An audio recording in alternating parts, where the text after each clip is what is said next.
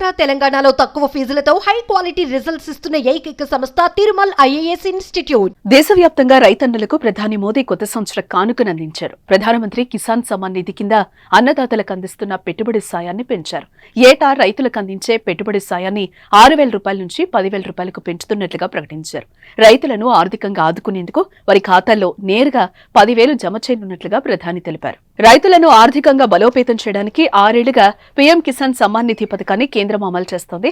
2019 నుంచి మోదీ సర్కార్ ఏటా రైతులకు 6,000 రూపాయల పెట్టుబడి సాయం అందిస్తున్నారు. 2,000 చొప్పున 3 విడతల్లో అన్నదాతల ఖాతాల్లో సొమ్మును జమ చేస్తున్నారు. ఇప్పటి వరకు కేంద్రం 18 వాయిదాలు చెల్లించింది. కొత్త ఏడాది ఫిబ్రవరిలో 19వ వాయిదా జమ కోసం రైతులు ఎదురుచూస్తున్నారు. కేంద్రం నుంచి వచ్చిన ప్రకటనతో అన్నదాతల్లో ఆనందం వ్యక్తమవుతోంది. 2024 లోక్సభ ఎన్నికల ముందు పీఎం కిసాన్ పథకం కింద అందించే సాయాన్ని కేంద్ర ప్రభుత్వం పెంచుతుందని వార్తలొచ్చాయి. 6,000 నుంచి 9,000కు పెంచుతారని కథనాలు వినిపించాయి. కానీ మోదీ సర్కార్ ఆ సమయంలో పెంచలేదు. చివరి బడ్జెట్ సమావేశాల్లో కూడా దీనిపై ప్రకటన వస్తుందని ఎదురుచూసినా అప్పుడు కూడా రాలేదు. కానీ కొత్త సంవత్సరంలో రైతులకు కానుక అందించారు మోదీ. రైతులకే కాదు పేద ప్రజలకు కూడా ఒక శుభవార్త అందింది.